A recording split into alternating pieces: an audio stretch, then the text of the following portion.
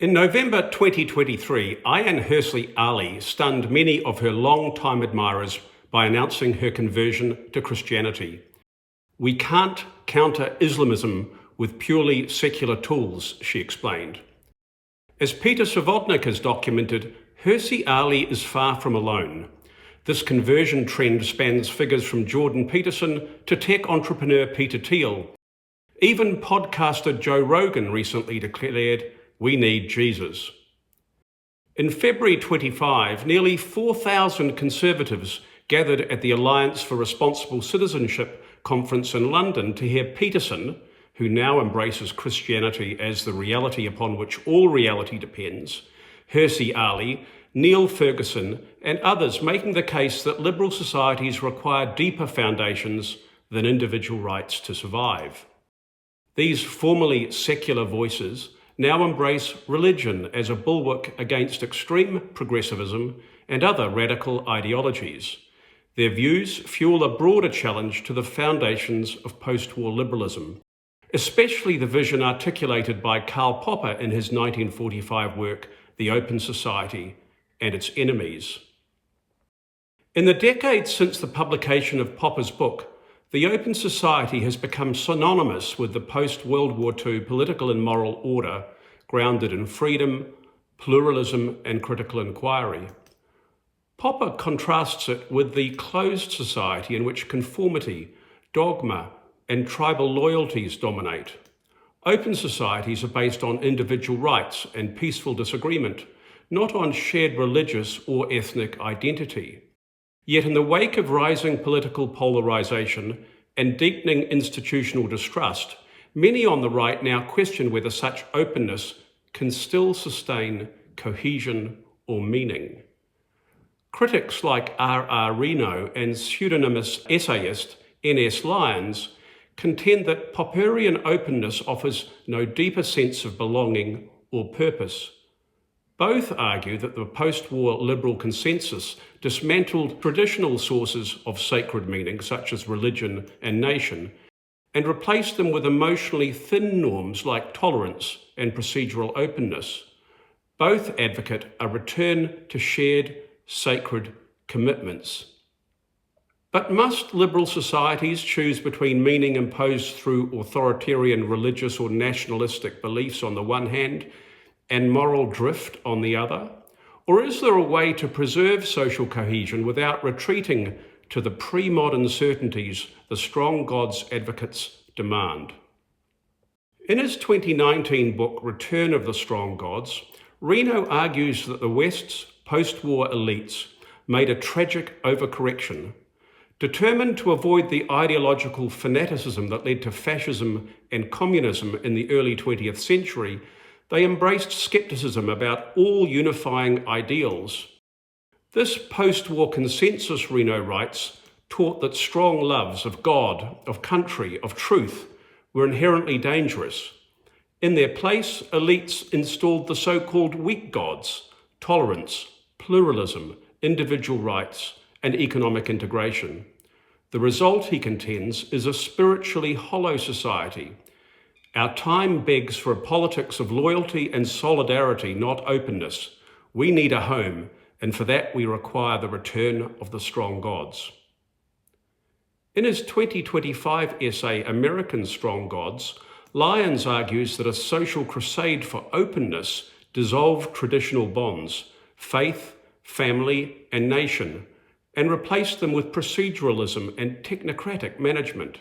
In his telling, the post-war liberal consensus sought not only to constrain authoritarianism, but to neutralize moral conviction, weaken inherited norms, and displace thick communal identities in favor of a borderless managerial order. In his essay, Love of a Nation, Lyons warns that a man cannot love a special economic zone. Nations, like families, rely on bonds that are covenantal, not contractual. Without leaders who feel responsibility towards their own people and citizens who are permitted to cherish their home and feel it is truly theirs, the liberal state becomes a hollow apparatus, efficient but unable to command sacrifice or sustain solidarity. This critique resonates with many for a reason. It references real phenomena: declining church attendance, an increase in mental illness, ideological fragmentation, and a general sense of drift within liberal democracies. Human beings are tribal creatures. We evolved in small communities. Our deepest intuitions are shaped by loyalty, sanctity, and shared identity. When liberal societies focus exclusively on autonomy and individual rights, they risk ignoring these foundations. But the strong God thesis is a misdiagnosis of where liberal society has gone wrong. Reno accuses Popper of promoting an anti-metaphysical order that blinds liberal societies to the moral costs of openness. Lyons likewise accuses Popper of wanting to relativize truths, dismantle loyalties, and replace collective purpose with technocratic neutrality. But these are caricatures of Popper's essential thesis. The open society and its enemies is not a plea for relativism, but a defense of civilization against dogma and authoritarianism. Popper's open society rests not on moral relativism, but on epistemic humility, the recognition that no one holds a monopoly on truth, and that values must remain open to criticism and revision. What we need and what we want, he writes, is to moralize politics, not to politicize morals. For Popper, to moralize politics is to apply ethical standards to political action, while to politicize morals is to enshrine one moral code as unchallengeable law, a move that leads directly to political repression. Popper did not deny the existence of objective moral truths. What he denied was the state's right to impose them as fixed certainties. Popper's work belongs to a liberal tradition stretching from Jeremy Bentham and John Stuart Mill to Friedrich Hayek. Thinkers who saw liberty not as amorality, but as the space in which truth can be tested, errors corrected, and better ways of living discovered. As Mill insisted in On Liberty, the clearer perception and livelier impression of truth is produced by its collision with error. The alternative, societies built on supposedly infallible truths, has produced gulags, gas chambers, and genocides. Liberalism is not politically restrained because it is metaphysically thin. It's politically restrained because it is morally serious. The strong God's thesis also obscures the corrosive impact of postmodern relativism, which did more to erode shared meaning than anything Popper or Mill ever proposed. Where liberalism sees reason and open discourse as tools to pursue truth, postmodernism rejects the premise altogether. It questions whether objective truth exists, treats moral values as culturally contingent, and dismisses grand narratives of progress, liberty, or human dignity as instruments of power. Truth isn't outside power, truth is a thing of this world, Foucault declared. Universal values are rebranded as instruments of oppression. To many, this perspective must seem liberating. It exposes hidden power structures and challenges oppressive traditions. It promises greater freedom and inclusion, but over time, its corrosive skepticism erodes belief in shared moral foundations and social purpose. As Alan Bloom explains in The Closing of the American Mind, when everything is relative, people no longer feel responsibility for contributing meaningfully to society. America is experienced not as a common project, but as a framework within which people are only individuals, where the forces that give them a sense of their place in society have lost their compelling force. Identity has increasingly filled the void left by the absence of shared cultural and moral frameworks. Religion, nationality, and even biological sex have become battlegrounds where individuals seek personal meaning. This cultural transformation began at universities, but as Andrew Sullivan argues in his 2018 essay, We All Live on Campus Now, it quickly spread into journalism, corporations, and government. As postmodern skepticism gave way to identity politics, truth-seeking and reasoned disagreement were displaced by new imperatives, emotional safety, and epistemic difference. The postmodernist moral relativism was replaced by a new kind of moral certainty, rooted in identity and lived experience rather than universal principles. Once truth was recast as power, traditional norms lost legitimacy, and so did the very idea of open disagreement. University politics on microaggressions and trigger warnings reflect a new moral framework in which harm is measured subjectively and debate can itself be construed as aggression. As Greg Lukianoff and Jonathan Haidt have observed, many students now interpret words as violence and view disagreement as a form of disrespect or invalidation. A 2024 survey by the Foundation of Individual Rights and Expression found that 27% of US students reported feeling pressure to self-censor in class. Meanwhile, Gallup reported in 2023 that confidence in higher education had fallen to just 36%, down from 57% in 2015. These cultural shifts were compounded by something more practical: the failure to defend the cultural and civic infrastructure that once gave openness, coherence, and provided moral depth. Liberal societies are now adrift not because they honoured openness too much, but because they ceased to defend the cultural and civic infrastructure that once gave that openness coherence and provided moral depth. Visiting 19th century America, Alexis de Tocqueville observed that much of the country's strength lay in its voluntary associations, towns, meetings, religious communities, and other schools of public spirit. Today, this fabric is fraying, and not just in the US. As Robert Putnam noted 20 years ago in Bowling Alone, the institutions that once sustained civic life have steadily weakened since the mid-20th century. Trust in others has eroded as participation in local organisations has declined. Bureaucratic centralisation further weakened community self-government by displacing local initiative. As Yuval Levin observes in The Fractured Republic, a nationalised political culture has increasingly crowded out the middle layers of society, the local associations that once formed the bedrock of civil life. In the UK, local authorities now raise only a fraction of the revenue they spend, leaving them heavily dependent on central government transfers and limiting their scope for local innovation or accountability. A 2022 report by Centre for Cities concluded that Britain has become one of the most fiscally centralised countries in the developed world.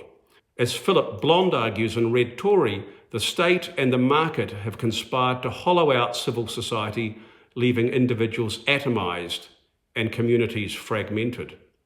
Schools have also retreated from their traditional role of transmitting shared civic knowledge. Curricula have shifted towards identity, well-being, and emotional literacy, often at the expense of historical understanding or constitutional reasoning. The result has been a generation often unable to explain the institutions that protect their freedoms or the norms that sustain public life. In Australia, the latest National Assessment Program, Civics and Citizenship, revealed that only 28% of Year 10 students met the proficient standard in 2024, a decline from 38% in 2019. The 2023 Annenberg Constitution Day Civics Survey found that only 66% of US adults could name all three branches of government. This is worrying because civic education teaches young people how to participate in a pluralistic democracy, how to resolve disagreement peacefully, and why liberal institutions matter. It provides a shared vocabulary about the common good without requiring a shared theology or ethnicity. As E.D. Hirsch warns in Cultural Literacy, civic enfranchisement depends on a shared base of knowledge. Without it, democratic deliberation breaks down. The erosion has also been cultural. As Charles Murray documents in Coming Apart, the breakdown of marriage, workforce participation and civic engagement among the American working class is not simply the result of economic changes. Welfare systems frequently discourage family formation. The US and UK have both imposed penalties on marriage, reducing benefits when low-income couples formalise their relationships. Meanwhile, tax systems in Australia and the UK often favour dual-income households, while undervaluing unpaid caregiving, placing single earners or stay-at-home parent families at a disadvantage. As with so many Liberal failures, the outcome was not intentional. It emerged from neglect. No one meant to punish families, but the effect has been to erode them. More serious still are the failures in school education and housing. One, a domain the state has largely assumed responsibility for, the other shaped by state-imposed constraints that have distorted supply and affordability.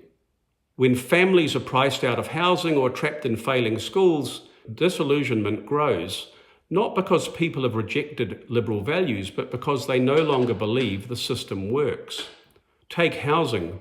Median house prices in Sydney now exceed 10 times median income. In the US, nearly half of renters spend more than 30% of their income on rent, and nearly 1 in 4 spends over 50%. The causes are well known: restrictive zoning, NIMBYism, and planning regimes that constrain supply. A system that delivers unaffordable homes, failing schools, stagnating wages and/or inaccessible healthcare will struggle to command loyalty, no matter how well it performs in abstract indices of freedom. The leading figures of the Strong Gods movement are critical of the open society, but they have no clear plan for replacing it. R.R. Reno seeks a revival of Christian orthodoxy. Ayaan Hirsi Ali wants a civilizational defense against Islamism. Peter Thiel blends cultural Christianity with technological futurism. Neil Ferguson oscillates between admiration for national tradition and discomfort with populist excess. Joe Rogan offers a folk theological yearning for rootedness. What unites them is not a coherent philosophy, but a shared anxiety about liberal drift. As James R. Rogers has pointed out, this internal incoherence is the movement's Achilles heel. Specific appeals to thick religious or national identity will alienate many people within pluralistic societies. Vague gestures towards transcendence lack emotional power. The result is a contradiction. To inspire unity, the gods must exclude. To preserve peace, they must be diluted. Either way, the project fails on its own terms. Worse, when the strong gods do consolidate political power, the consequences are often authoritarian. Gods once enthroned rarely stay within democratic bounds. In Turkey, Recep Tayyip Erdogan's blend of Islamic revival and nationalist pride has steadily eroded judicial independence and press freedom. In Hungary, Viktor Orban's liberal democracy, built explicitly on appeals to Christian heritage, has marginalized minorities. Donald Trump has been following a similar path, embracing religious and nationalist rhetoric as cover for undermining constitutional norms. He increasingly casts political opponents as enemies of God and country. As Peter Wiener has warned, Trump's appetite for revenge threatens to turn democratic institutions into tools of sectarian punishment. So what are liberal societies to do? The model Tocqueville observed in 19th century America still works. The evidence is particularly striking in Denmark. Denmark consistently ranks among the world's most cohesive and high-trust democracies.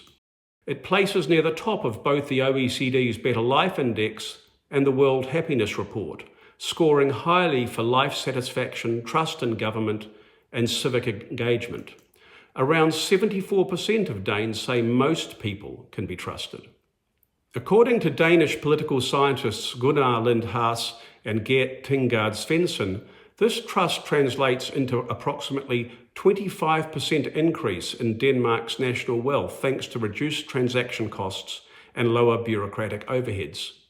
This trust is not rooted in religious uniformity. Denmark is one of the world's most secular countries and increasingly diverse. Its cohesion stems instead from strong civic networks supported by public institutions that are transparent, responsive, and widely trusted. In Denmark, social cohesion has persisted alongside secularization, not in opposition to it. This social cohesion is built through civic structures. More than 100,000 associations spanning everything from volunteer fire brigades and choirs to hobby clubs and trade groups. They all serve a population of just 5.7 million. Most Danes belong to several over their lifetimes. Liberal societies might benefit from what political theorist Dolf Sternberger has called constitutional patriotism. Rather than binding citizens through shared ancestry, religion, or ethnic identity, this form of belonging is rooted in a shared commitment to liberal principles such as equality before the law, freedom of conscience, and democratic governance.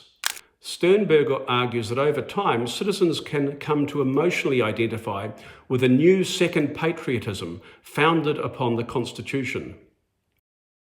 However, this patriotism must be taught.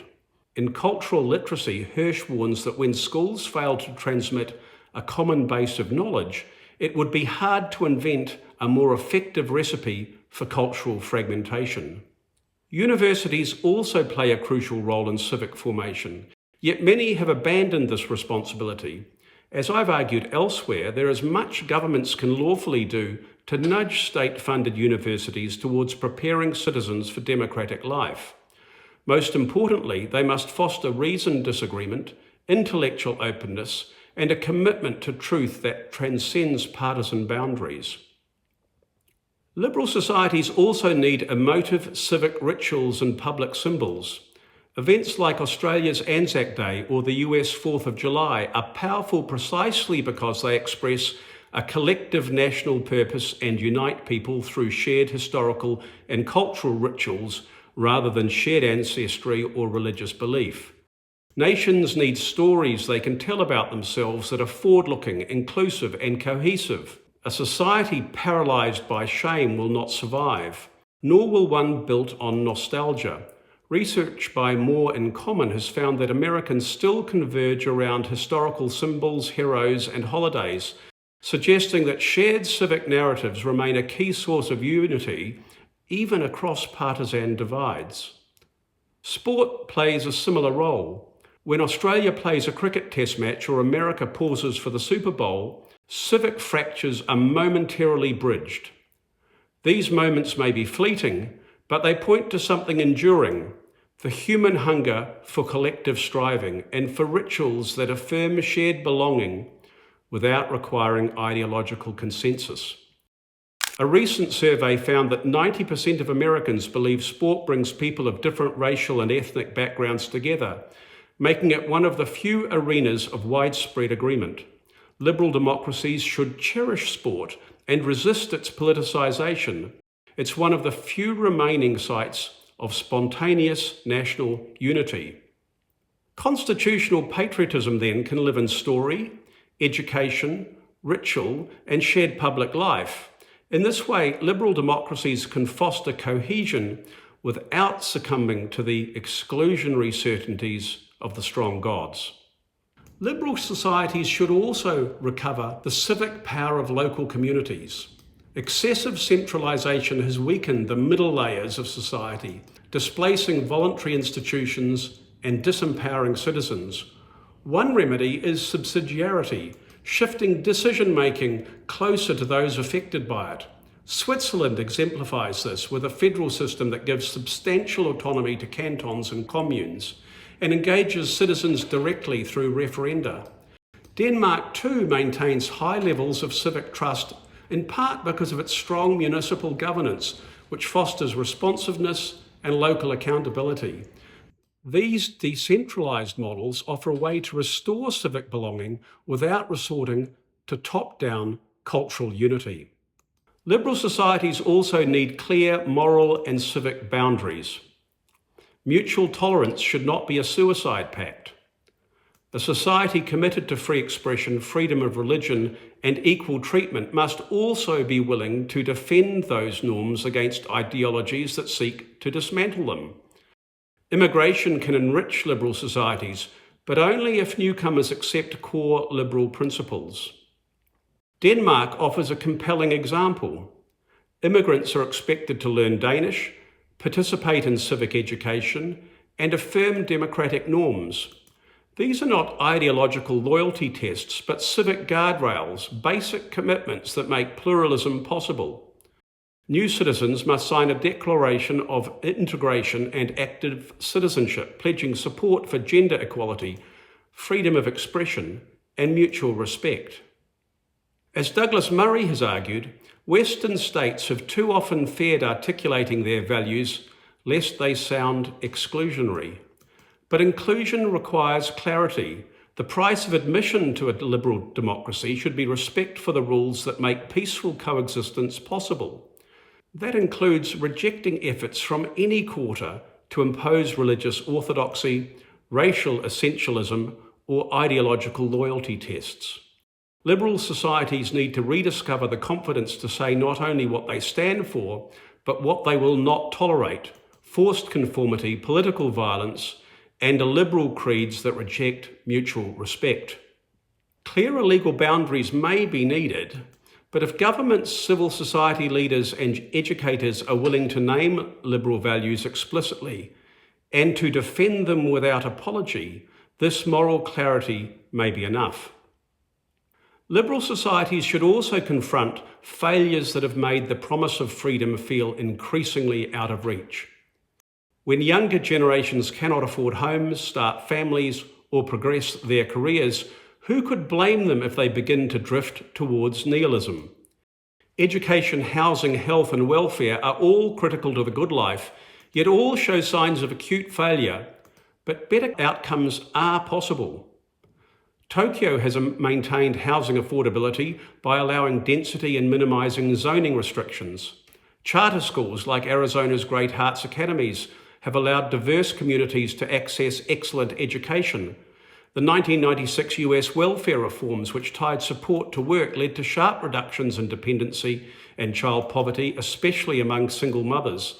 In the decades since, the political will to sustain these reforms has weakened and they've been eroded. Still, the episode reminds us that it is possible for the state to expand opportunities and provide help without perpetuating dependence. Liberalism must deliver the conditions for flourishing: security, opportunity, and a path upwards for those willing to take it. This does not necessarily mean more government, but it does mean that we need government that works and systems that reward effort, protect dignity, and enable self-reliance. Liberal societies cannot restore family life by decree, nor should they try, but they should stop undermining it. They can remove the welfare systems that penalise marriage and tax codes that undervalue caregiving. Families do not need strong gods, but they do need societies that stop punishing those who try to build something lasting. Most importantly, liberalism needs to reclaim its moral ambition. It has too often ceded the language of meaning to its critics. In doing so, it has come to be seen as technocratic and rootless, more focused on process than purpose, more fluent in rights than in the common good. Meanwhile, as elites have drifted leftwards towards relativism or identity-based theory, they've actively disavowed the institutions they inherited. Into this vacuum have stepped challengers, from religious nationalists to populist authoritarians, who promise strength without principle and belonging without liberty. Yet liberalism, at its best, is not morally indifferent. It's a tradition that believes dignity is discovered through freedom, character is informed in voluntary association, and solidarity is built through reciprocity, not coercion. The current turn towards strong gods reflects a fear that open societies can no longer provide meaning. That fear is misplaced. Liberal societies need not imitate sacred authority to inspire belonging, but they must stop outsourcing meaning to the very forces that threaten them. The open society will only endure if it is made into something people can believe in again, because it delivers not just rights but prosperity, not just institutions but ideals worth committing to.